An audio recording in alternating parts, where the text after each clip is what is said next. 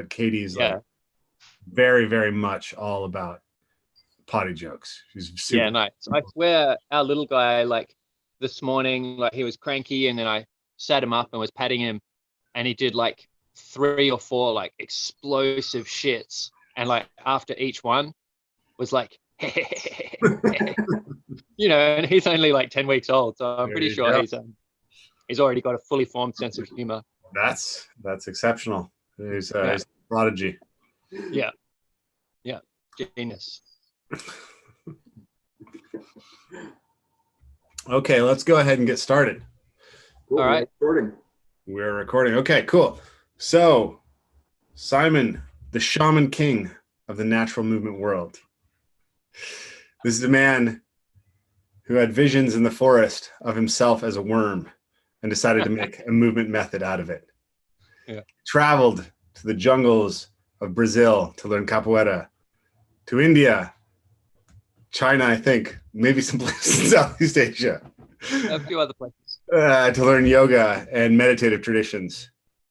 And despite being a crazy hippie, then decided to go to university and actually study all the neurobiology, anthropology, ecology. How many? I don't know all the ologies. So many ologies, yeah. All the ologies that are involved in understanding the craziness that you're up to. Created a movement method and has been teaching. How long have you been doing the ancestral movement retreats? I think I came out of the closet with the ancestral movement about 9 or 10 years ago. Okay, so a decade of retreats, and in that time you've explored many different things and also gone really deep into the bushcraft and bringing the bushcraft and awareness into it. So an anthropological view of movement, a multicultural view of movement, and a very embodied practice of movement. And so a really, really powerful perspective to offer people. So I'm really excited to have you here. I think your voice is one of those that is not as well known as it should be. I think you got some amazing things to share. And for those of you who are, for instance, here with Kelly, some of his stuff reminded me deeply of the breathing drills that I did with Simon when we were on retreat. So lots of fun stuff that we're going to see. So I asked you to speak about a kind of the topic that we talked about last, which was the great dance, how dance, animal mimicry, storytelling connect, nature connection, bushcraft, and movement practice. So hopefully you've been able to take that seed and make something awesome with it. Take us away. All right. Thanks, Rafe. Thanks, everyone, for joining. So, yeah, this is one of my favorite topics of, firstly, movement practice as a way to increase our sense of connection with the rest of the natural world, which is kind of the foundation of what I teach with this concept of ancestral movement. And so if we start with that idea of like, well, a lot of us, you know, most of us, right? We love nature. We love spending time in nature. We love, you know, we grow up in love with all the animals, and we love, you know, beautiful forests and waterfalls and all those sorts of things. And then obviously here in this conference, we love movement practice. We love doing practices which help us feel our bodies more or feel differently, or, you know, we feel good when we move and stuff. And so when we think about ways to bring those two together, so because I know a lot of people, for example, in some of the communities I know in Australia, who are just completely in love with the natural world and study ecology or do permaculture, or they're environmental activists or whatever, and then they're raising kids and things. But then when it comes to movement practice, they're kind of stuck. They're like, oh, I do yoga, or oh, I don't really want to go to the gym, and that sort of thing. So there are ways that we can use our movement practice to really help us engage with nature, engage with the rest of the natural world, as I'd prefer to say it, differently. And some great examples of that are obviously the kinds of stuff that Rafe and a lot of other people do, involving going out in nature and doing things. So people, maybe they're trail runners, maybe they're climbers, maybe they do like parkour or natural parkour or things like that. And it has this really profound effect of starting to perceive environments not just as scenery anymore, but as realms of potential activity and potential enjoyment. This idea of the theory, like the theory of affordances, where you see if it's 60 years since you last climbed a tree and you see trees, you might think, oh, it's a beautiful tree. But if you have a regular practice of tree climbing and you swing and you jump and you hang and you crawl and you move like a sloth, or you do a cat balance or all those sorts of things, then when you see the trees, your nervous system, or if you like, just your whole being has become attuned to the tree or to all of the trees in a different way, so that as you see it, just you see it with your eyes, your body kind of responds, and you literally feel in your kind of imaginary sense of your body all the things you could be doing in that tree. So same with the trail running, and same with all of those other rock climbing, or all of those other activities where we move in those environments in a wider variety of ways. We interact, we crawl on our bellies, we climb, we run, we move around at night, for example, so we can play games like all of us grew up playing, like Spotlight or hide and seek or chasing or tag or capture the flag, all these sorts of games. And then as we move through the environment, our senses are now attuned to the environment, and we see not just scenery, but we see possibility, like a little gap in the bushes, I could crawl under there, a shape of a fallen log, and your body feels I could vault over that in different ways, or I could do all these different things. And then as you move through the environment, you're experiencing it as a whole realm of potential. So it's almost like you have an imaginary body, and this is very much what's going on in the brain, it seems. You have this imaginary body, which as you're moving through that environment, it is in its like kinesthetic imagination, it's trying out all of these different things. I could run that way, I could duck under and hide, I could crawl under the log, I could jump over the log, I could go up that tree. And you're moving, your imagination is doing all of these potential activities in that environment as you walk through it. So the two people walking through the same environment can have a completely different experience from the movement practice. Another great example of what we're talking about here is for those of us who have taken up foraging, for example, for like edible and medicinal plants, or people who have taken up animal tracking, bird language, all of these different things. But foraging, as an example, or bushcraft, where we don't just forage for edible and medicinal plants, we also are on the hunt for different kinds of wood, which we can use to make our hand drill or our bow drill, or we can use to make a bow, or we can use to make a basket for weaving, or different things like that, where then as we move through the environment, now our senses are attuned to not just this, what they call the wall of green of scenery, but now our senses are attuned to the specific details of which plants are here, what kinds of wood, how do they grow, what's useful for a hand drill, what's useful for a bow drill, what's useful for weaving, what fibers are there, what berries are there, what roots. You see the flower of the orchid, you know that it has an edible tuber, so then you're moving through the environment, and now it has the potential for digging for food, finding medicines, taking those things, processing the fibers, making baskets and so on. And so then as we move through the forest, I love forests. Forests are probably my favorite place to hang out. So then as we move through the forest, now our senses have become attuned to pick out all of these details. Whereas if we don't have a foraging, even if we're into plants, this is a really interesting thing I find, even if we're into plants, you might be a botanist, or you might just be like fascinated by plants. But if you don't have this thing of like wanting to actually physically interact with them, get in there and dig for the tuber, or pick the edible leaves, or like, that like certain animals are around and you interact with it, the interaction in my experience, and it seems to be a consistent experience in everyone who does this, the interaction with them causes the details to just start jumping out at us. And as we move through the environment, without even necessarily trying, we've got information jumping out because we're building relationships with all of these different organisms.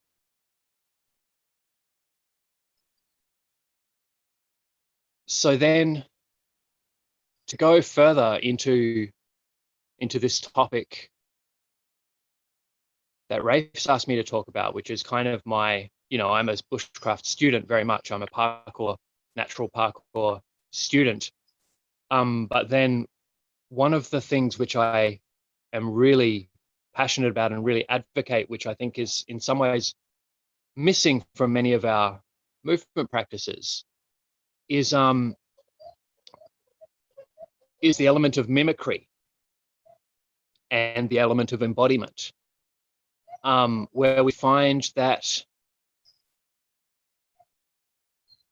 I don't necessarily need to go into the neuroscience of all this so much, but there is a large and expanding literature in the neuroscience, and none of it's clear. It's all being refined and updated as we go. But we find that,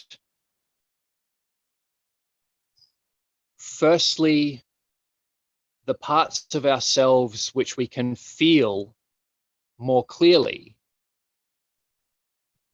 again, we are attuned to those parts in the rest of the world or in other people. So, for example, if you have very highly developed sense of how you use your legs, maybe you're an exceptional soccer player or whatever, then your whole system, your nervous system, your being, your senses are attuned to how people use their legs, and you'll notice more of how people use their legs because you use your legs a lot. And so then the opposite is true, is any parts of our body which we have we're less familiar with, we spend less time moving, or we spend less time paying attention to, we ignore parts of our body habitually, then our senses are de-attuned to the actions of those parts in other people. So if you're not a soccer player, if you just only ever sit down and you do lots of things with your hands, and you have a very poor awareness of your legs, for example, then when you see other people doing various activities, you'll pick up much less information of how they're using their legs. So something really interesting comes out of this then, is that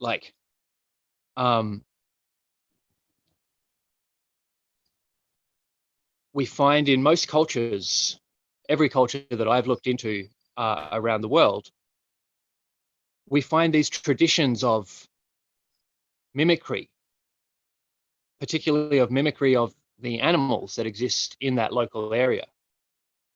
And these traditions are dying out in many places around the world, but in many places they're really going strong still. So we can see them. It's easy to look on YouTube and whatever, that all cultures, it seems, in their dances, and not just in their dances, but in their initiatory practices, in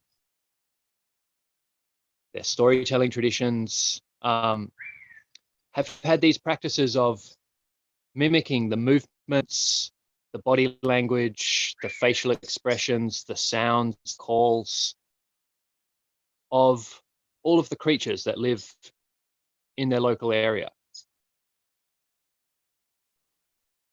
And so what we find in the neuroscience literature, which has, to my knowledge, not yet been applied to animals, but what we find in the neuroscience of empathy literature when applied to humans, is that, firstly, what I was just saying, the parts of our body which we can sense more of ourselves, we notice more, we pick up more information about what's happening in those body parts from the people around us. And so then if we use this example, I always like to start with this example of the spine, where in the human spine, we have 7 cervical vertebrae, 12 thoracic vertebrae with the ribs coming off them, 5 lumbar vertebrae, and then the sacrum and the coccyx. We have this extremely detailed, complex, sophisticated anatomical structure, all with little tiny muscles coming off between each vertebra, and then ones that jump 2 vertebra, ones that jump 3, 4 vertebra, ones that attach to the ribs, hundreds of muscles. And so each vertebra is capable of like flexion, extension, lateral flexion, rotation, super, super, super complex, literally infinite movement combinations available from the spine at every level. And most of us who are here using the internet today, most of us have probably grown up in cultures where that complexity and sophisticated, sensitive, extremely expressive movement potential has been underappreciated and underutilized. We might have even grown up being taught that we're not supposed to do that with your spine. No, no, no, it's bad, it's dangerous. You should keep your spine straight and neutral where it's strong. And so then, to use some neuroscience jargon, we can say that our maps in our brain of that spine, of that central structure of our being, are very poor, very little detail, very vague and unclear. Maybe, yeah, I can feel my back a bit, especially when it hurts or it's uncomfortable. But that level of like sensitivity to individual vertebrae and all of these possible snaky, wavy, super complex contortion abilities of the spine are not, we can't feel them very well. And so that means obviously that then when we watch other people doing movements, if we have this very poorly developed map of our spines, when we watch other people moving and talking to us and not their nonverbal communication and stuff, we pick up far less of the information that's coming from their spine and the center of their body. Whereas if we have a very powerfully developed, like super, super, super detailed map of the movements and movement possibilities and feelings of the center of our body through our spine, then when we watch other people moving, even when they're talking to us, telling us about how they're going and all that sort of thing, our senses are naturally attuned to what their spine is telling us the whole time. And we're picking up all of these details of their posture, their gesture, their tension patterns from their spines.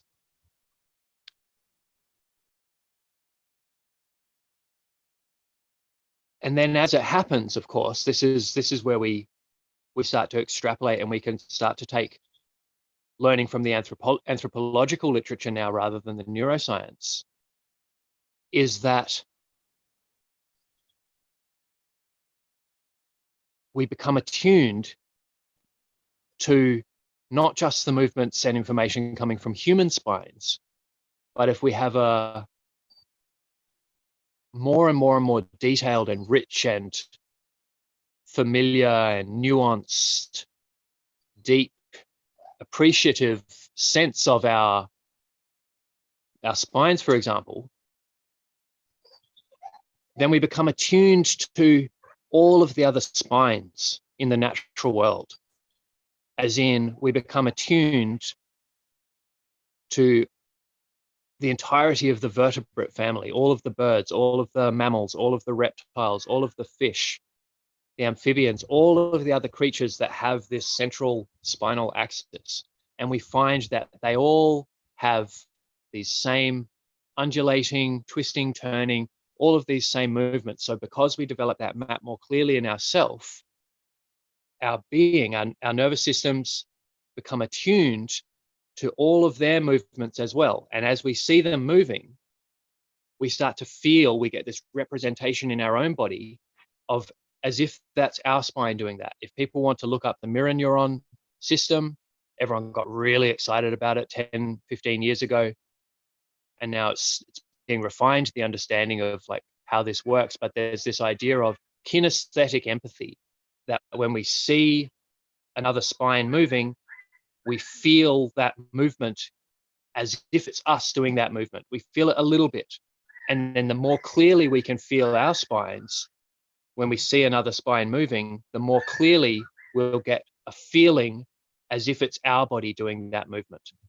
This is the basic one aspect, it looks like one of the basic aspects of the neuroscience of empathy, that we've evolved, the human species have this unique evolution of witnessing the movements of other people and other beings, and getting a sense in our own body of what it feels like to be that, as if it was us doing that. You see the fish swimming like this, you get a little sense in your spine as if you are the fish. You see the quadrupedal animal doing its galloping, you get a little sense in your body as if it's you doing that. So what we then can see is that in all these cultures where they practice the specific movements of the animals in their local ecology, in their local ecosystems, their local environments, is that they're becoming attuned. They're not just moving their bodies, moving the same body parts as those animals. They're trying to move their bodies in exactly the same way as those animals. And there's more really interesting neuroscience research which shows that this kinesthetic empathy, this mirror neuron system, is most powerful. It responds most strongly, not just in people who have a really well-developed sense of those body parts, like you have a well-developed sense of your spine, and you get more information and feel in your body the movements of all of the other spines around you. But then specifically, people who have practiced the exact same movements that they're watching will have a much stronger response from their mirror neuron system. I was introduced to this research by a guy called Greg Downey, who's one of the pioneers of the field of neuroanthropology. And the research that he was showing was of capoeira players and ballet dancers, who are obviously two groups of extremely physically sensitive and bodily aware people. But then what they found was that the brains of the capoeira players light up and respond far more strongly when they're watching capoeira than when they're watching ballet, and vice versa for the ballet dancer. So both groups, their brains are responding very strongly because they have a very highly developed body awareness, but then their brains respond most strongly with this sense of kinesthetic empathy, the feeling in your own body as if it's you doing that performance, responds most strongly to the movements that we are most familiar with, that we've done ourselves with our body the most. So then if we think about cultures where they practice specifically the movements of the kangaroo, the movements of the goanna, the movements of the bear or the deer or whatever creatures are in their environment, then those people who have practiced those movements to a very high degree, when they see those animals moving, their mirror neuron system or the maps of their body and their brain, or their whole being, their sense of their own body, will have a much stronger response, as if they are the deer, as if they are the bear, as if they're the goanna, as if they're the kangaroo.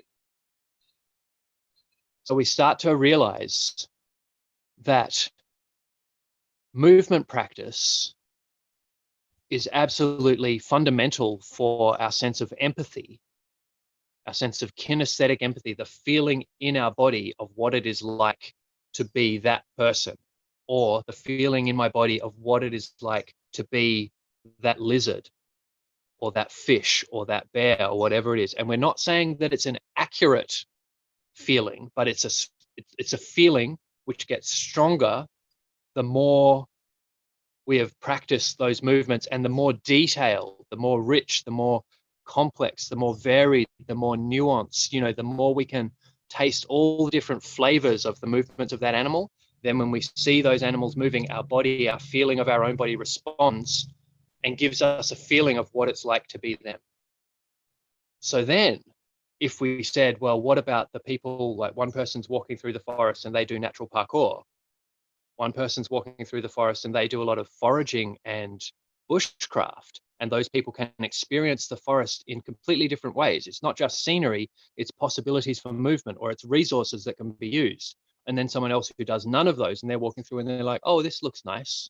This looks nice. But then what if we say we have a human who has practiced in great detail all of the movements of all of the creatures there? Let's say there's frogs, there's lizards, there's all sorts of birds, there's snakes, there's mammals, even insects. We don't have to perfect those movements, but we just copy them. We pay attention is the key. We pay attention to their movements and we copy them as much as we can in our body, mimicking their facial expressions, mimicking the sounds that they make. Then, as that human walks through the forest, they're hearing the sounds of the bird. And if they've practiced those bird calls and they know which birds make those calls, and they know the movements of those birds, then just the sounds of those birds will give that person a feeling in their body of what those birds are doing. What are they flying? Are they hunting? Are they foraging? Are they mating? Then they see even just the tracks of the goanna, the tracks of the lizard, and they feel in their body the movements of what that lizard was doing. Was it hunting? Was it hiding from a predator? Was it foraging, etc.? And so the forest will come alive in a different way for that person. They will be feeling this feeling of empathy as they move through the forest now, not just what can I do here, but what are all the creatures doing? How are they feeling as they do it? What are their bodies doing it? And the body, the sense of the body will be singing in this different way. And not purposeless either. Like, it feels cool, but it's also like, if we see why would this evolve? Why would this ability evolve? It's like, well, in these cultures, in all human cultures until very recently, picking up non-verbal information from the environment is absolutely fundamental to survival. So having a sense in the body when we see the herd animals moving and picking up, because through the mimicry practice, we can become more attuned, notice more details, and get a sense in our body of how they're feeling and what they're doing. And so then picking up details of the animal's body language, if the animal feels threatened in that instant, our body will respond without needing to analytically say, oh, it pricked its ears up in a particular way, maybe that means there's a predator over there. Through this physical embodied attunement to the movements of those animals, the moment the animal feels threatened, there'll be a sense in the body. If the animal's looking for water and finding water, there'll be a sense in the body. So we'll pick up all of this information from all of these other creatures, and it becomes in a way like an extended nervous system, an extended sensory system, where through this embodied nonverbal attunement to the movements of all of the creatures in the local environment, we get this empathic sense of what they are sensing. We're sensing what the birds are sensing what snakes are sensing what the mammals are sensing. So it becomes a distributed, dispersed sensory system, which in my opinion is at the root of this evolution of this remarkable empathic ability in our species. And I think mimicry is fundamental to that ability. So I hope I'm making sense. So then the next thing where it gets really, where we start to see that the empathic ability in the human species is so developed that it actually becomes bizarre. It becomes like almost freakish. It's incredible. It's wonderful. Is that if we think, well, our nervous systems become attuned to the kinds of movements that we have most practiced. And so if we only ever move like other humans, then we notice humans more. If we practice moving our bodies, if we practice moving our spines in all of the ways that the other creatures with spines move them, then our sense of our spine we become attuned to the other creatures more and more and more the more we do it. So they're not just scenery anymore. It's not just, look at the lizard crawling along the ground. It's like you see the lizard and you feel in your own body these parts of yourself that you have in common with the lizard, the crawling pattern, the spine, 4 legs, a head and a tail, etc. But then what we find is that in humans, we actually experience empathy for not just other animals, but we experience empathy for plants. Like if you see a flower that hasn't had any water in a little while and it's drooping. Because of these empathic systems in our species, you see a flower that's drooping and you feel, and you'll often say, oh, it's sad. The flower is sad. Why would you say that? Well, the flower has assumed a drooping, wilting posture, which in a human would be expressing sadness. So we start to see this thing of that the sense of the body and the sense of the movement carries not just physical information, not just mechanical kinesthetic information, it carries emotional information. And so we start to then get this feeling that, like, you know, if another flower is like bright and up, very upright and reaching up, you start to feel, well, that flower's it's happy or it's proud or whatever. And so then you start to realize that as we're moving around, we're actually interpreting the shapes and movements of rocks and trees and supposedly inanimate, non-living objects as if they're conscious, as if they're alive, as if they're experiencing emotions, and so on. And the root of that is this empathic sense, is that we get this sense of, how would I feel if my body was taking on that shape? Oh, that shape, I know that feels sad, or this feels proud, or that feels aggressive, or whatever. And this, so we're talking about pattern recognition, this remarkable human ability to pick up patterns, and this sense of, like, what would it be like if I was doing that? What if I was doing that shape? What if I was doing that? And so, you know, in a lot of places they call this anthropomorphism, and it's actually been like rubbished in a lot of circles, of like, anthropomorphism is like a primitive, superstitious, bad thing, and you should never ascribe emotions to plants, and you should never, you know, ascribe consciousness to a rock or any of this stuff. But I think it's actually a fundamental human trait, and it comes from this embodied sense of empathy. And so what we find in all cultures, including modern culture, but particularly in cultures where there was no passive entertainment, where there's no TV, no anything where you can just watch stuff, but where they still had fully functioning storytelling traditions, is you have people who, they're not just copying the movements of all the animals in their environment. As part of the storytelling traditions, the master storytellers have practiced taking on the shapes and movements of everything in their environment. Everything, the rocks, the trees, the rain, the river, the ocean, embodying the sounds of those things, the shapes of those things, the movements of those things, the weather, the sky, blades of grass, the wind moving through blades of grass, where in the storytelling traditions, we have whole cultures of people taking on the shapes, the movements, the sounds, the gestures of everything in the environment.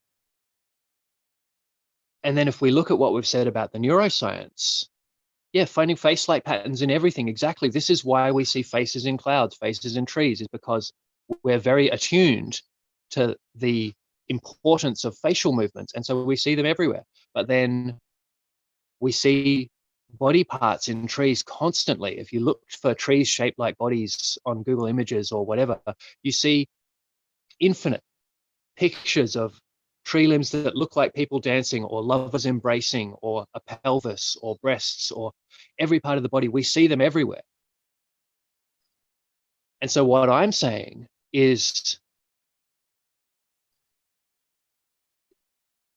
in the person who has practiced the movements, the shapes, the sounds, and the gestures of not just all the animals in their environment, let's say it's the forest again, but of everything in the environment, of the shapes of the hills, the shapes of the rocks, the movements of the trees as they stretch towards the sun, the river, the movement of water around the rocks, the sound of the rain, the sounds, all of those things, then the mirror neuron system in those people's brains, as they walk through the environment, is responding to everything in the environment with this sense in the body, as if I am the tree, as if I am the leaf blowing in the tiny breeze, feeling the sun shining on it, as if I'm each little blade of grass, as if I'm the whole floor of the forest, the bark of the tree, the insect, everything.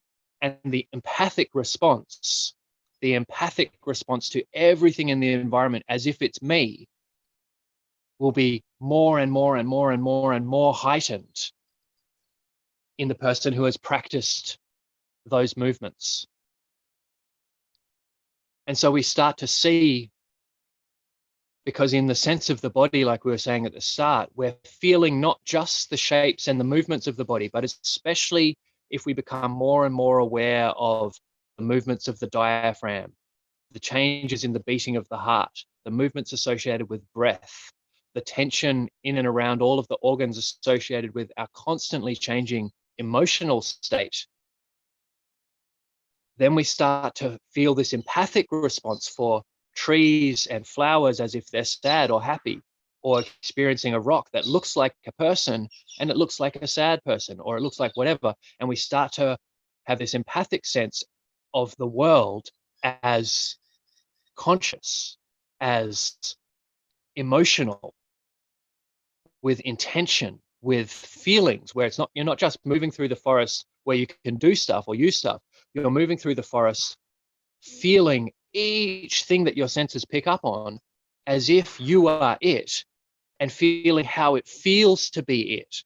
And so we start to experience the world as being alive and being this extraordinary community of consciousness and emotion and minds, where it's like you can feel the emotional state of little parts of the tree, and then the emotional state of the tree itself, and then the emotional state of the whole valley.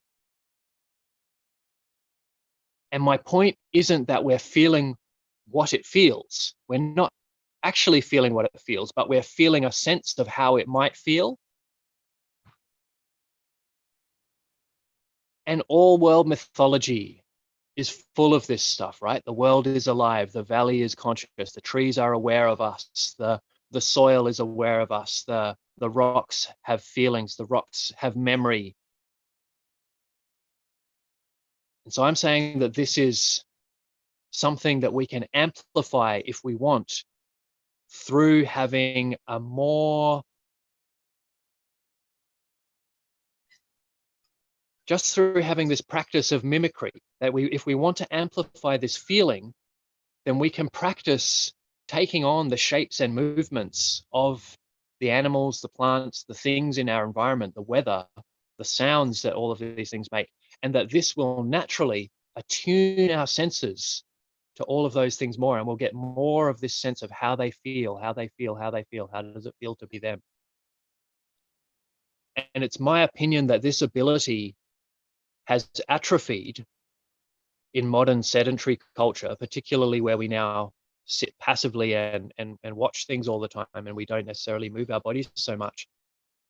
But I'm also completely convinced that this non-verbal storytelling, this physical theater aspect of human communication, that ability is far more ancient than verbal language, and that is the original form of human communication, is physical theater and storytelling. And we can imagine pre-verbal or semi-verbal ancient humans or pre-humans who would come home to the fire and tell the stories of the day. And they didn't have words. They had sounds, they had tones of voice, they had gesture, they had body language.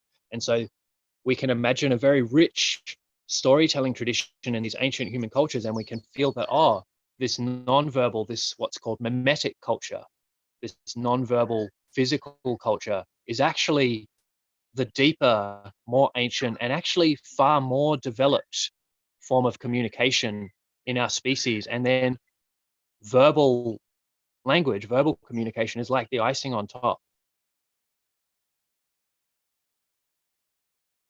So I think I've got about 10 minutes, and I want to just give a little practice just to give an example of how we can start to develop this stuff a little bit more. So you can just follow along where you are. I'm just going to get across the idea of taking what we've got and making it more detailed. So we find the parts which we're less familiar with and we make them more familiar, starting with our spines. So here I am. So what I'll get everyone to do is we'll just start feeling into this little bit here at the base of our skull, at the very top of the spine here, and we're just going to do some movements to wake it up a little bit more. So firstly, take that part of the neck and move it forwards in space, and then move it to the side and back and to the other side. So we're just taking this part of the body and we're moving it. We're moving it in a circle like this.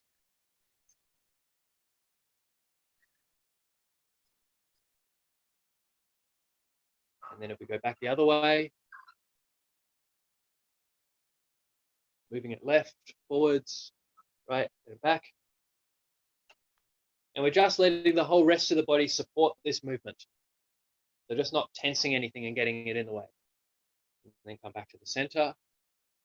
And now we'll take that same area and we'll move it in a circle like this. So I'll come up and back and down and forwards. Up, back, down, and forwards. So I'm taking this part of my spine and moving it in this circle.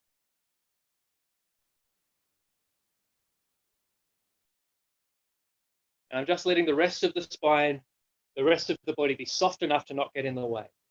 And then go back the other way. Here, this circle.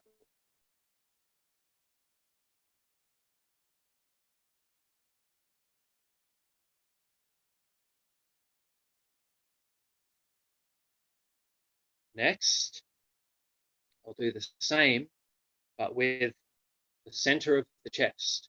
I'll take the center of the chest and I'll take it forwards, to the side, back, and to the other side. We're trying to move this part now.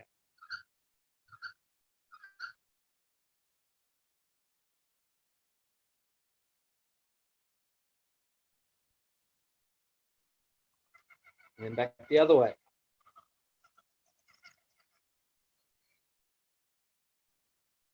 Little friend crawling across the camera there. Little bug. Moving this part. And now taking this and moving it on this circle now. With the center of the chest. Trying to open up any parts of the body which are tight and just get a little bit more detailed movement through that part, and then reverse it. This circle. This circle.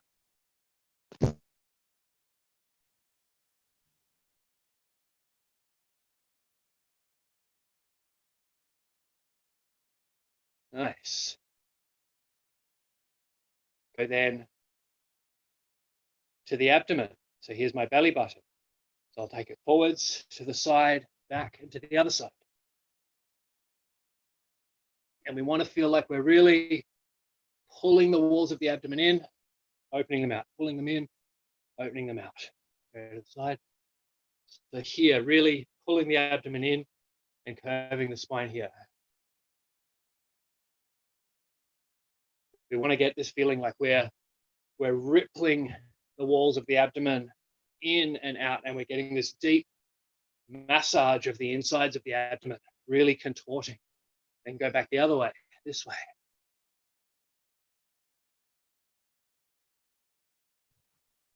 Really rippling, opening, closing the abdominal walls.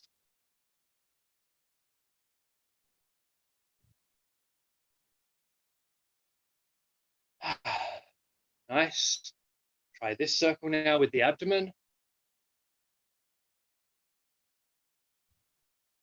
Pulling the abdomen in, down, opening it up and out.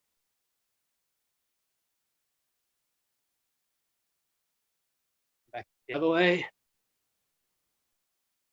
Trying to make this circle from here inside the abdomen.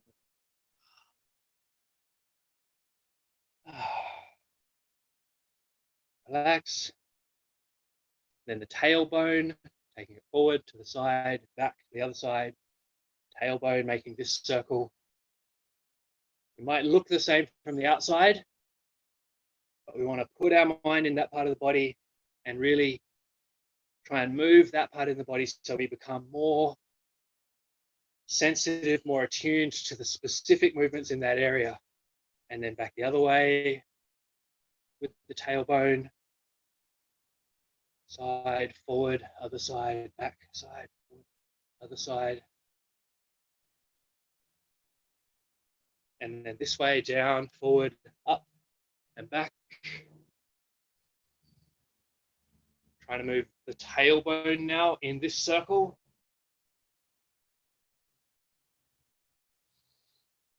And then back the other way.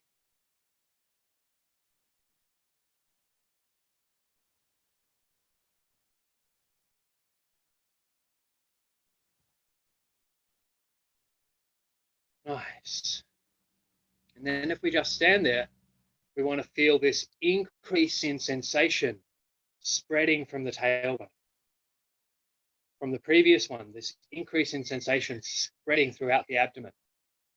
This increase in sensation spreading through the rib cage, spreading through the base of the skull. So then just to give everyone an idea of how to progress that, if we just did 1 point, 2 points, 3 points, 4 points, if we do that same practice halfway down the neck, halfway between the chest and the belly, then we add more points until we can go step by step, where we do it for boom, boom, boom, boom, boom,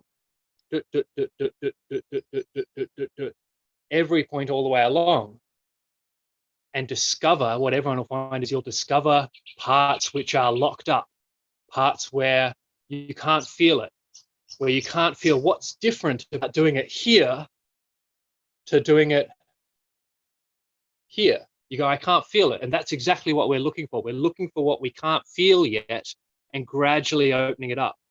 And so I want to offer everyone this vision of ourselves where we've literally opened up all of the awareness at every vertebral level, and we can get the musculature fully switched on and powerful in 3 dimensions in these undulating, rotating ways at every level of the spine.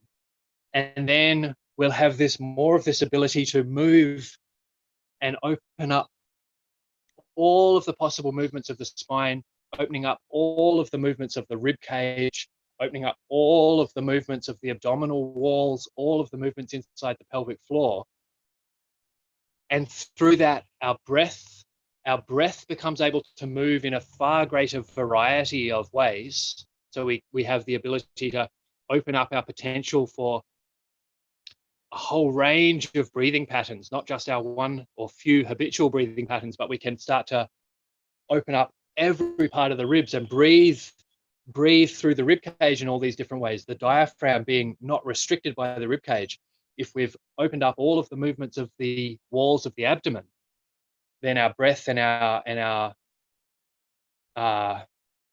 vocal range, etc., will all expand. And we'll start to notice, we'll become more attuned to the way our insides are responding in every moment with an emotional response to everything that's going on. And then this basic practice is what I'm saying is this basic practice of getting every part of the body moving, every one of the 12 ribs on each side, every part of the spine, all of the subtle movements of the arms and so on, that this ability comes from and is at the root of our storytelling traditions, our ability. No other creatures can do this. No other creatures can put their mind in parts of their body and assume random shapes for no reason. The reason we have it in our species, I'm fully convinced, is because of our storytelling, our non-verbal traditions of taking on the shapes and movements of all of the things in our environment. And we develop it through opening up more and more and more of our body. So we don't just take on the movement of the tree as like, I'm a tree. We start to use every part of our body to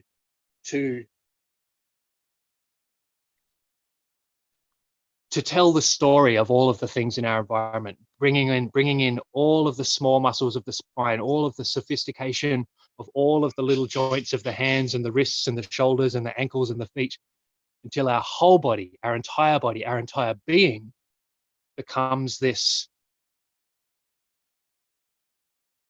We rediscover that our whole being is this organ of communication that's both a transmitter and a receiver. The more we have developed that ability to transmit the stories with every part of our body, the more every part of our body becomes a receiver of the feelings and the emotions and the information from the rest of the environment.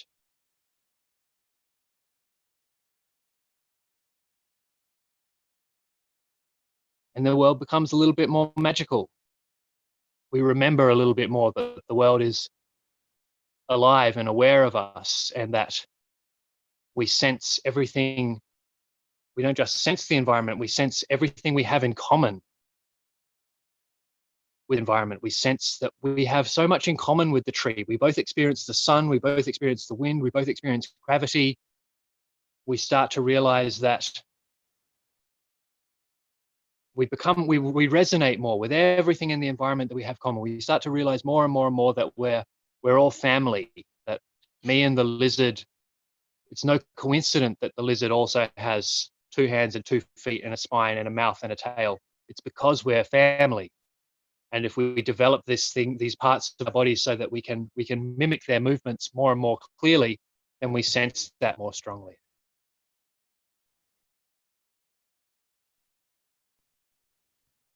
I think that's mostly what I wanted to say. I hope I've managed to say at least some of it in a way that's meaningful or useful to everyone. There's a lot more we could have done. We could have been practicing specific animal movements, but I just wanted to introduce the idea of how we open that possibility up. So thanks.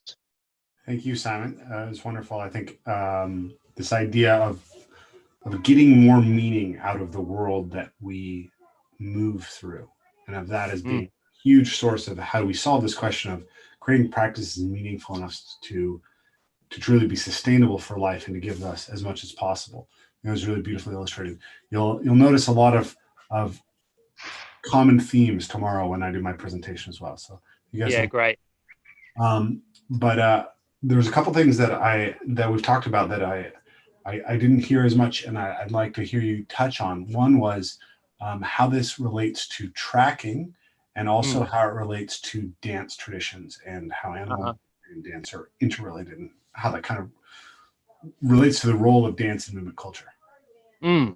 Okay, so like we were saying with the tracking idea, there's some wonderful writing on this in some of the anthropological literature and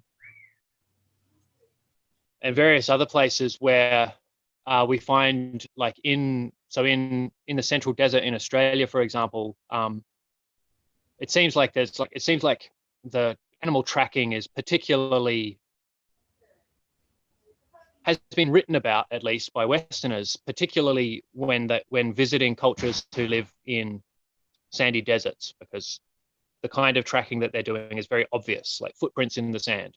Of course, tracking is tracking everything else, like scents, smells, what's going on in the forest, everything else. Tracking is really just reading the patterns of the whole world, of nature. But in these cultures where they track footprints in the sand, particularly, it's apparently very common for people to say, I saw this lizard today and it was doing this or that. And they haven't technically seen the lizard. They've seen the tracks, but from the tracks, they know for them, in their language and in their communication, seeing the track is equivalent to seeing the animal itself. And then we often also find it's been written about in English from, this is obviously secondhand anecdotal, and I want to, you see it in some of the documentaries in the words of the people themselves, that when we see the tracks, we feel in our body what the animal was doing at that moment.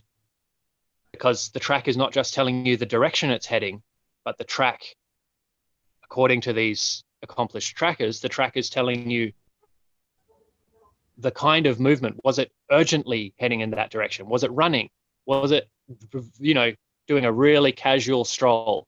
Did it pause here and chill for 10 minutes or for quite a while and then dash off that way? So the tracks are telling, in many ways, the emotional state. They're telling the ecological information, like, was it hunting? Was it hungry? Was it threatened? But they're also telling the emotional state, or you could say that in a human experience of that, we get an emotional sense of what they were doing, and that is helpful in sensing what the animal was doing. And it's common in these cultures, according to a bunch of stuff that's been written and said in various documentaries and various research, is that it's very common for the trackers to say, when we see the tracks, we feel in our bodies as if we're the animal. So you see the lizard tracks, and part of you drops down to the height of the lizard and is moving through the environment as if you're the lizard. The Kalahari, there's some cool stuff on the tracking traditions of the sand bushmen. Yeah, Kalahari. To interject here, so if folks are curious about this, there's a beautiful documentary you can find for free online called The Great Dance. Show you Kalahari Bushmen, and you'll see how they mimic the shapes of the animals that they're tracking and project themselves into their heads. John Vervaeke, who we had on Thursday, in one of his first talks in Awakening from the Meaning Crisis, he introduces this idea of psychotechnologies, right? You can imagine that, a knife is a technology that increases your ability to cut and do certain tasks. And then we also have certain cognitive frameworks that we can adopt that allow us to solve things. And one of his hypotheses is that there's a revolution, maybe 60,000 years ago, 40,000 years ago, of shamanism. And that what shamanism is this, at its heart, it's about learning to empath better with animals. And this improves the hunting ability of your tribe better. And this ability to imagine the spirit of an animal, to embody the spirit and to have that spirit sort of come into you, actually becomes something that like, I want to emphasize this point because I think it's really critical. The success of human beings in our ability to interact with the natural world, not just that we can throw things or we can run for a really long time or we're really smart. It's in this ability to imagine the mind of the animal that we created a kind of superpower. And exactly. I want to continue just for a second here, Simon, because this has such a cool, there's so many ways this connects. Because think about what we were doing with Tom Weksler with imagination, right? And that the power of the image, and we probably will talk about that with Josef Frusik tomorrow. So I think that's super critical to understand. I'd love you to have your role with that, and then tie in the dance part, because I think that's totally, man. Yeah. So exactly. So this human superpower of being able to put ourselves to look at the world from the perspective of someone else. To look at the world from the perspective of someone else is this ability which is hyper developed in a human being, to the point that we experience empathy with a rock, especially if the rock has even a vaguely shaped like human face or whatever, and you start to feel what it's like to be those things. And that this has provided us extraordinary adaptive survival advantages in the past. And what I'm saying is that the embodied aspect of that whole thing, that ability of us to feel empathy for and put ourselves in the shoes of, or imagine the world from the perspective of a rabbit or a snake or a monkey or a tree or any of these other creatures, that ability is very, very closely tied with the way we use our bodies. And that in all of the cultures which we've all come from, there have been these dance and storytelling traditions where people take on the movements of all of the creatures in their environment. And now I'm saying the neuroscience is telling us that doing that makes us more sensitive to the movements and the meaning of those movements of all of those creatures. So it's extremely, like, if you wanted to come up with a way to get more nonverbal information about all of the things going on in the local ecosystem, this would be the way. This would be the best way to get that body sense, would be to start copying all of their movements and their sounds, to make it, to tune up your senses to all of these things. And so then in the dance traditions, it's like, well, you can say, what's the point? Well, it's like, okay, there's the point of like telling the story. And then in the telling of the story, for it to be meaningful to the audience, there has to be this emotional sense. Like it has to have a sort of sense of drama, right? You're not just giving technical information. Like if you were to non-verbally tell the story of a hunt to people and you really wanted them to actually pay attention and to enjoy it, you have to put in a dramatic element. And so then we're not just performing the movements as accurately as possible and the emotional state and whatever, we're actually starting to amplify the emotional aspect of the dance. That it was, you wouldn't just tell the story like, yeah, it was pretty good and then he did it and we got it. It's like you'd want to actually be like, if you're telling a group of kids or a group of mixed age people, old people and young people and whatever, you'd want to really amp up the drama and be like, oh my God, and like do really dramatic facial expressions and dramatic body language, not just of how you felt, but of what the animals were doing, of what everything. So in the storytelling, we would then emphasize the emotional aspects of all of these other creatures, and you'd portray the trees and the animals as if they were hyper emotional in your dancing, in your theater. So I'm kind of describing a bit of a feedback loop here, where over time we've learned to anthropomorphize the environment more and more and more and more through these storytelling traditions.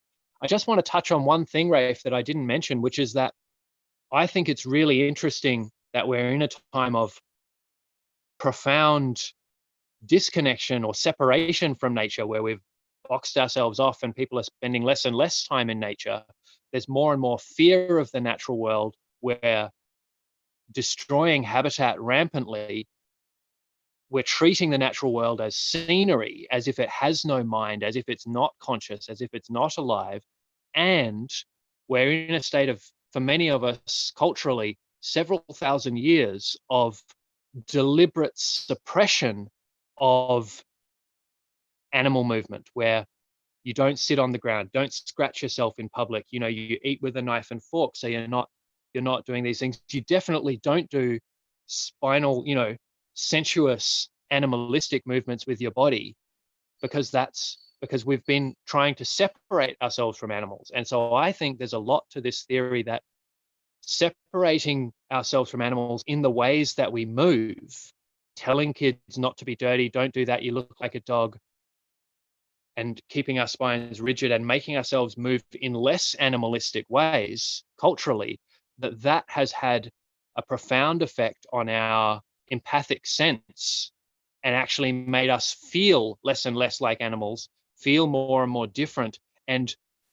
receive less of this nonverbal information which is coming in from the whole rest of the living world all the time. If we make ourselves move differently, we don't feel nearly as much empathy. And so bringing that back, I think, is actually a really important part of cultural healing and, you know, reawakening or re-nurturing our sense of being at home and being part of this living family.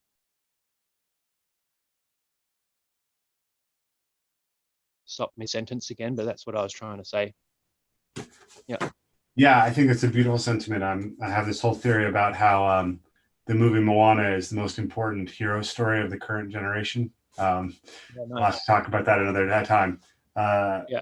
Have you read this book, Spell the Sensuous? A lot of One of my favorites. Yeah, good. So what I want to do now is what we've been doing is we'll break into breakout rooms so people can kind of digest their insights and develop some questions, and we will come back and answer questions. You can answer Spell of the Sensuous for Katie there. While you wait. David Abram, The Spell of the Sensuous. So, Rafe, are you just going to kick me into that breakout room? Because I don't know how to do it. Rob's going to send us all into breakout rooms. Awesome. All right. Thanks, everyone. Thanks, Rafe. 5 minutes.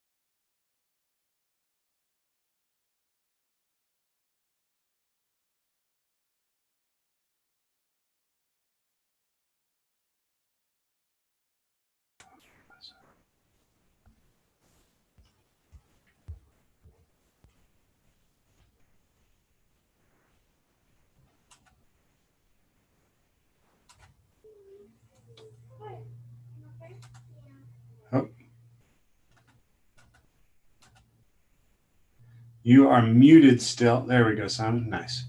Hey, man. And we're back. Okay, guys. So if you look at the bottom of your screen, there's a bar on the bottom, and it has something called participants. Click on that. You can raise your hand, and then you can answer a question, and you unmute yourself and answer a question when we call on you.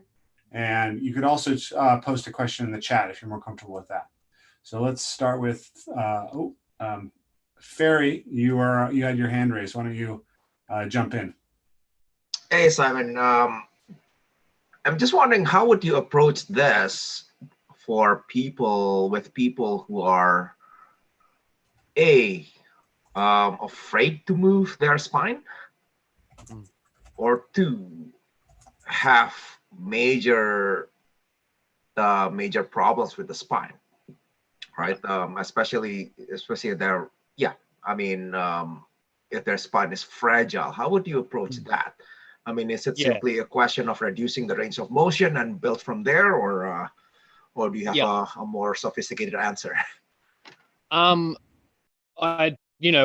could have a full sort of week workshop on that. It's a really important question. The basic answer is that we always want to start with what we can do. So we don't want to jump too quickly into what's too unfamiliar. I said we want to move into what's less familiar, find what we can't do and start exploring it. But we don't want to jump into that, especially if there's fear or apprehension or a history of injury or whatever it might be, even an emotional response.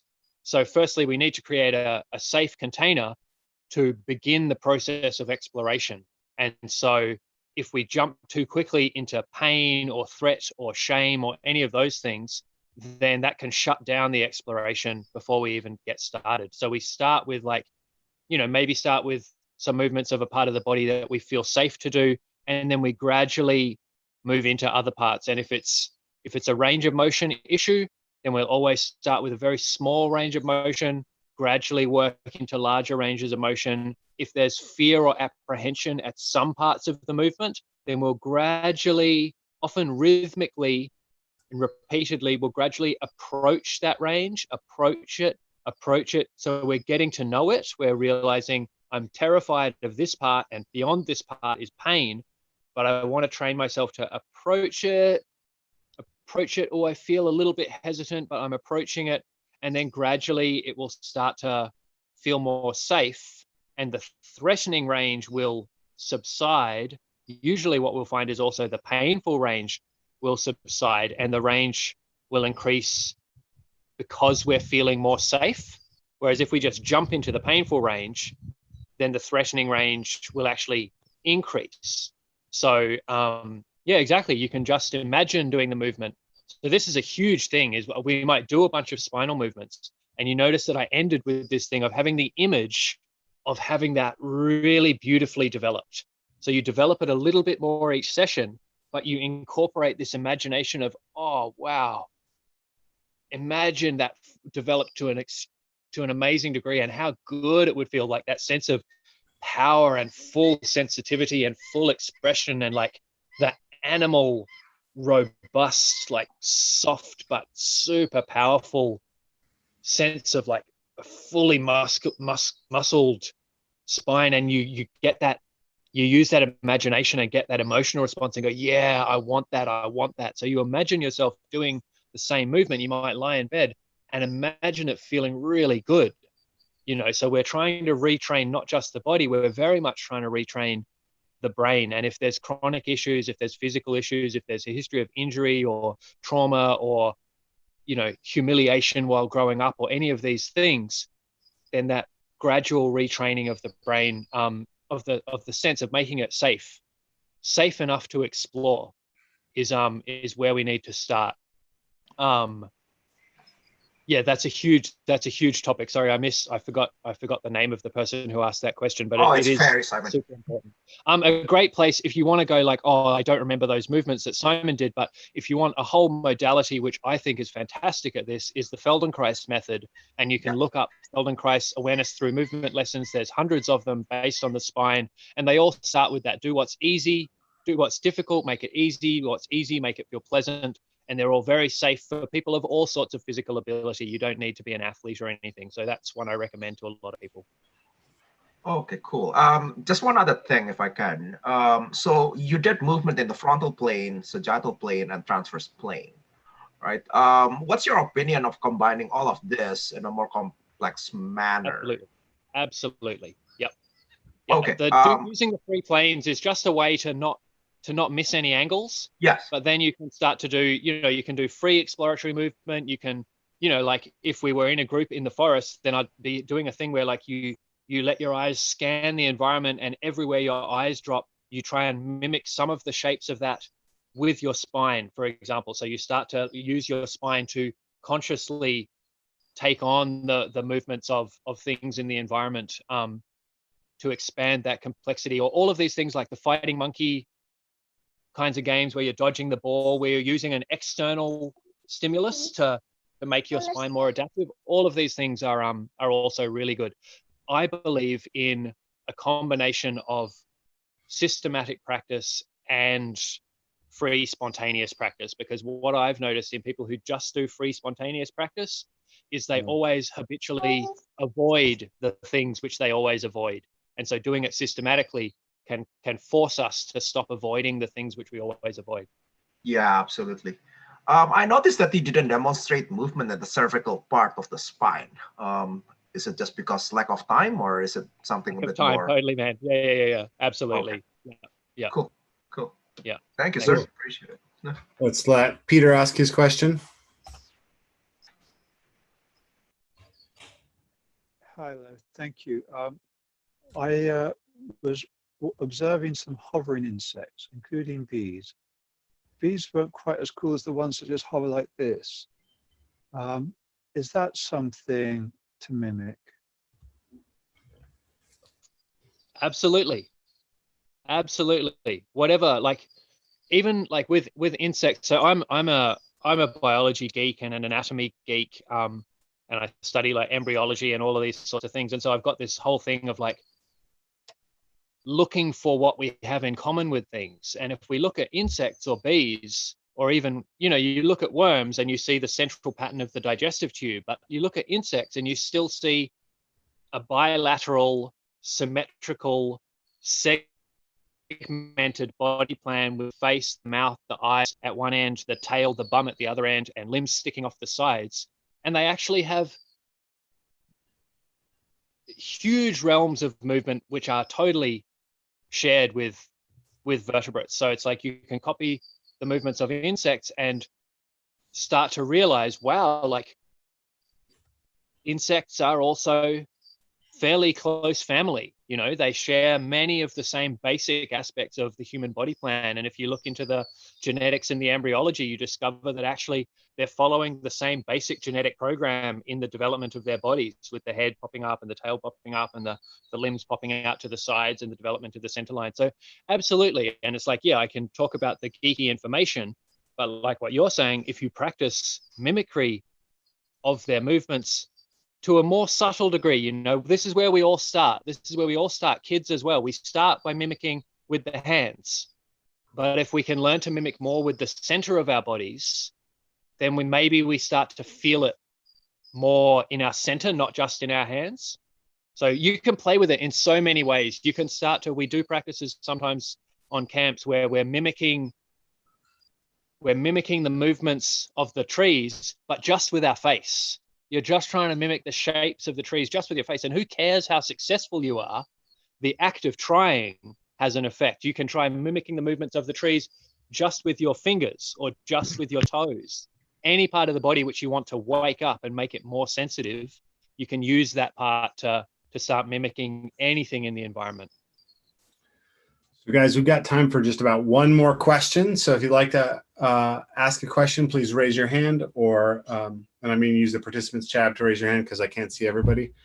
Raise your hand or drop it in the chat. We'll give people a couple minutes to a minute here to see if anybody has a question. There we go. Weston. Weston, it's good to see you, my friend. Oh, it's great to see you too. I've been following along this past few days on and off, and it's been really wonderful to see. I feel like I'm seeing the fractal of Rafe's mind come through in a conference. It's been really nice.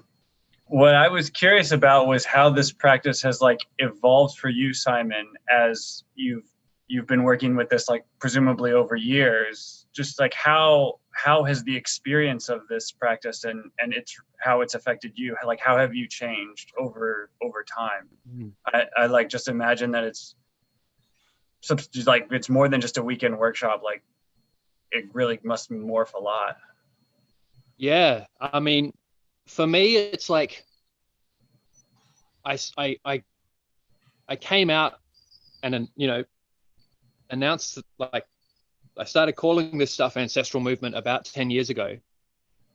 And I started that when it sort of clicked and I worked out, I was like, oh, maybe this is what's been going on, because this had been going on for me for like 10, 15 years already, where I was doing like old school capoeira Angola. I was doing different sorts of yoga and breathing practices. I was doing a lot of Chinese practices where they're doing spinal waves and all these things.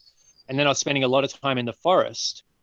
And when I'd go into the forest and do some practices on my own, I might take a traditional Chinese, like Taoist influenced spinal practice. And then I'm in the forest and I just start riffing on it.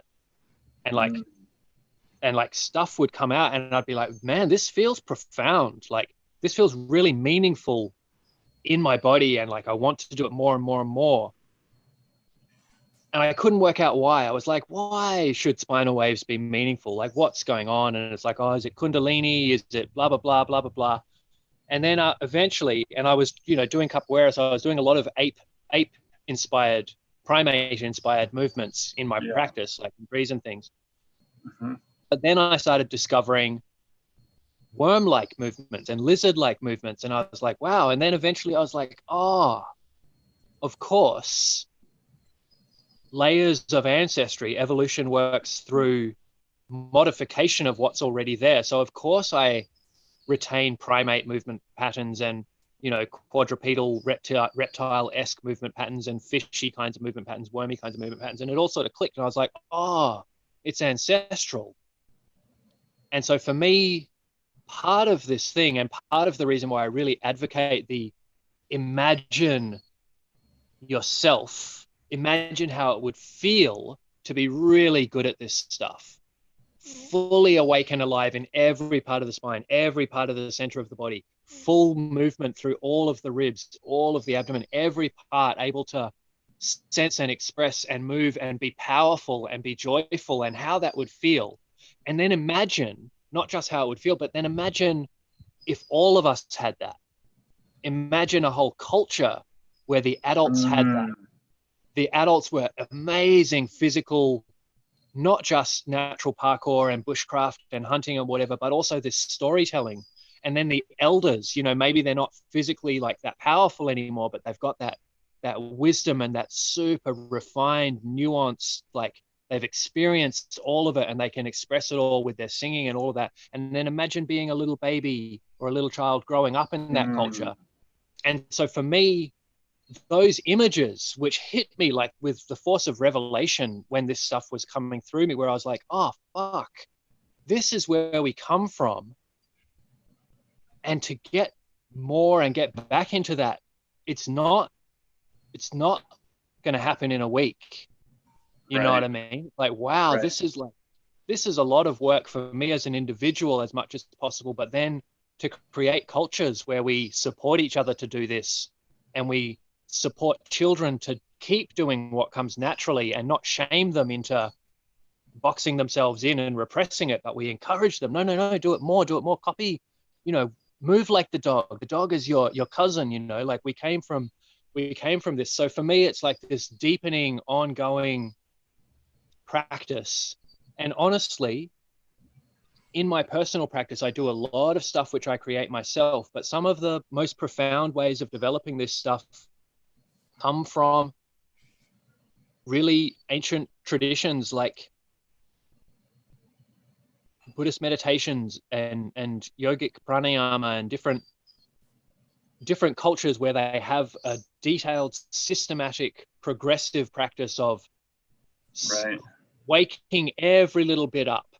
And there's the movement aspect, but then there's the breath awareness and the internal focus awareness, which is another huge realm for developing empathy. And if you look into the literature of these cultures, they say that like people like the Buddha or the yoga practitioners, that they were friends with the animals, that they understood the language of nature, that they had a profound healing effect on anyone who came into their presence. So they're not just sensing what people's state is, but they're transmitting their own state of like, you know, their own emotional state through their nonverbal abilities. So I'm waffling at you, but it's like, yeah, I keep myself inspired with these visions that I've had for many years. And it's like, it's a long, slow, patient, but beautiful process of like, and the world is consistently becoming more magical. You know, it's like I started where I was, and a lot of people probably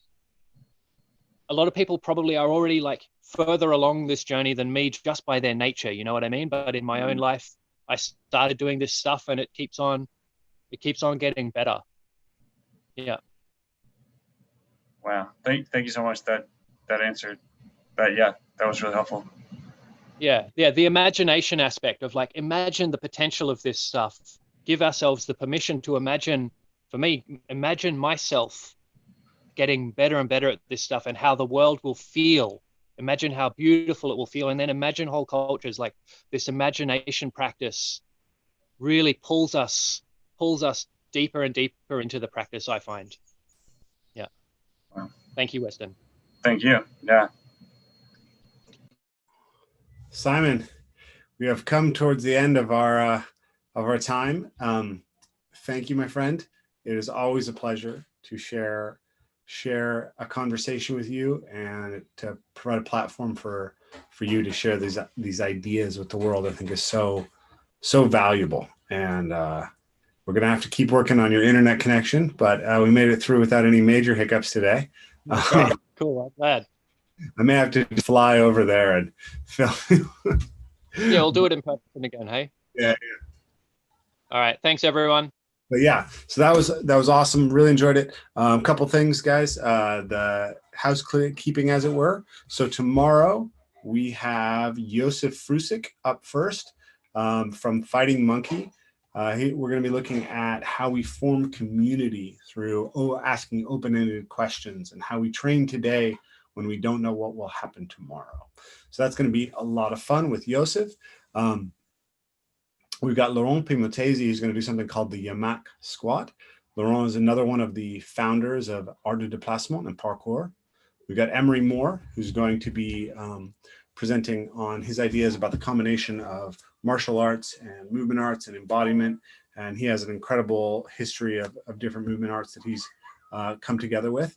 And then at 2, we're going to do something new. We're going to have a happy hour so that everyone can just digest and talk about these ideas as a group. So Kyle will be here and he'll host, and it'll just be like, let's all just chat. And because there's so much, and I feel like the group has contributed so much to what's happening here. And it's not just the speakers, it's the ongoing conversation that's created. So really excited about that. And then I am the surprise speaker tomorrow. It's a surprise because we didn't know if I was going to have the capacity to write a presentation while holding all of this. But it came to me. I'm very excited about it. It's called Reading the Book of Nature: How Parkour and Wilderness Awareness Revitalize the World. So I'm very excited to share that. There's Simon kind of stole some of my talking points at the beginning of his talk, or to put it another way, my talk will rhyme very beautifully with Simon's, slightly different words.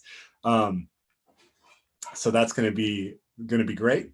And then we have Marlo Fiskin. Marlo is incredible mover. She is a world pole dancing champion. I believe she's danced for Mariah Carey, for Madonna, and she's an incredible teacher of pole dancing, of movement on the floor. I got to meet her at a parkour certification. And I've, you know, what Simon's talking about, that ability to have refined control of every single aspect of your body. I've never met anybody who has that more than she does. Like the way that she moves, it's hard to describe. It's like there's a glamour around her when she's moving, because it's so different than the way that you expect people to be able to move. And she's really bright and really smart, and going to bring a lot. And that'll be a movement one. And then we're going to finish with Todd Hargrove, who is a Feldenkrais practitioner, Rolfer. He wrote the book called The Guide to Better Movement. He wrote a book called Playing with Movement. He'll be talking about how we can play with movement to solve complex problems through simple games. And he's an amazing thinker. He's a really good friend of mine. So that's what we have on the docket tomorrow. So make sure to check those out. We're excited for all of that. And once again, I'm going to say, I mean, I was just thinking about this, like, there's so much, for me, there's so much of a story coming together through all the different speakers. And it's such a powerful, there's so much powerful insight, but I feel like it's going to take a lot to digest it, to see how all these things connect. So I highly recommend, if you can, bump up to the All Access Pass so that you can keep watching this many times over, because I certainly am going to come back to these. So that is my my big spiel for the end of the day. I'm going to go collapse. But I look forward to seeing you guys all on the morrow. Simon, thank you. Amazing. Thanks, Rafe. Yeah.